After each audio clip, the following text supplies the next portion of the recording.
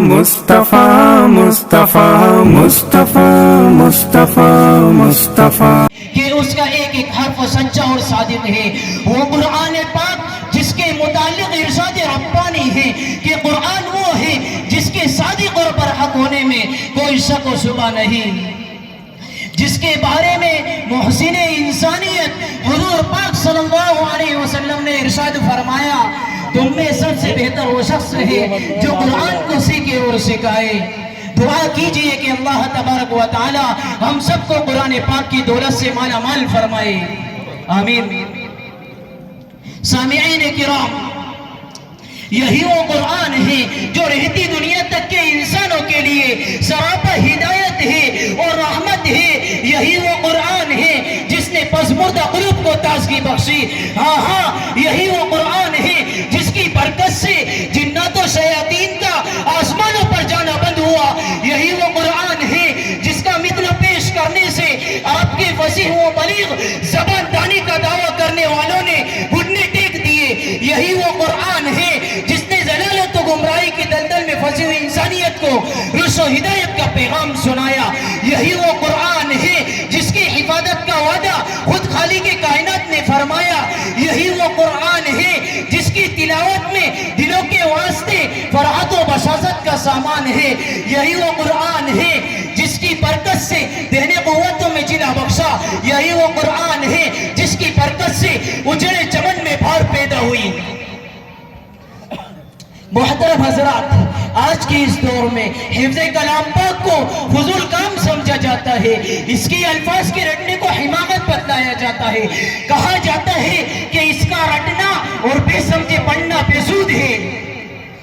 افسوس صد افسوس، اس قرآن کے بارے میں ہمارا یہ خیال ہے کہ جس کے بارے میں شہنشاہ فتح جناب محمد رسول اللہ صلی اللہ علیہ وسلم نے ارشاد فرمایا اقرأ وارتقي ورتل كما كنت ترتل في الدنيا فإن منزلك عند آخر آية تقرأها.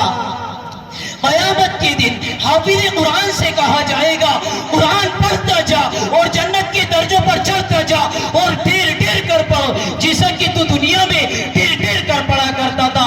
بس تیرا مقام اور ٹھکانہ وہی ہے جہاں آخری آیت پر پہنچے.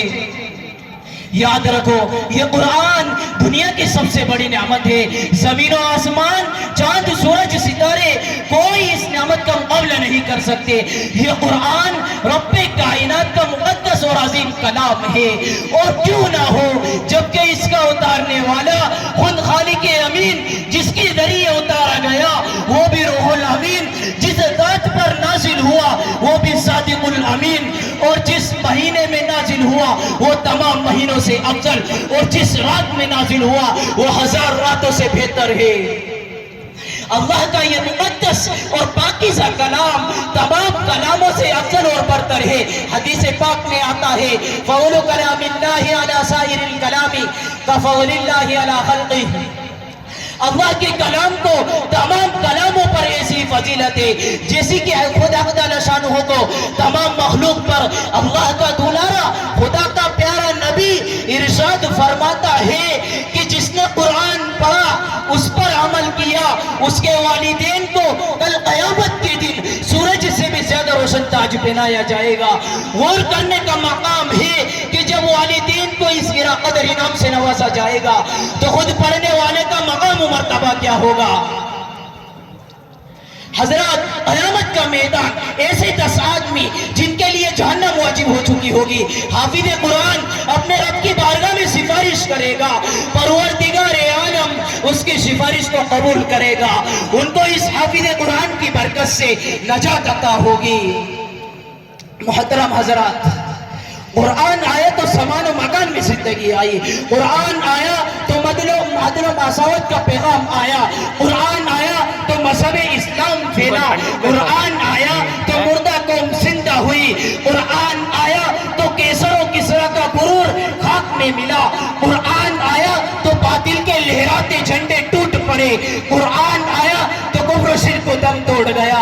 ہاں مجھے کہنے دیجئے، قرآن آیا تو روشنی آئی. قرآن آیا تو تاریکی کافر ہوئے. قرآن آیا تو امن و امان اور سلامتی آئی، قرآن آیا تو احکام ملے، شریعت ملی، قرآن آیا تو دم توڑتی انسانیت کو حقوق ملے، قرآن آیا تو شرافت و عزت ملی، قرآن آیا تو دوستو سب کچھ ملا۔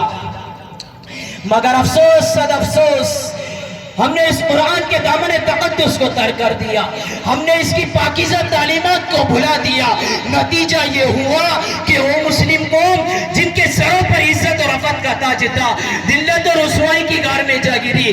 وہ قوم جس کا کامیابی آگے بڑھ کر استقبال کرتی تھی، ناکامی اس کا مقدر بن گئی۔ وہ مسلم قوم جس کی ایک آواز پر افریقہ کے جنگل میں رہنے والے خوخا درندوں نے جنگل خالی کر دیا تھا، آج ایک چوٹی بھی اس کا حکم ماننے کو تیار نہیں ہے۔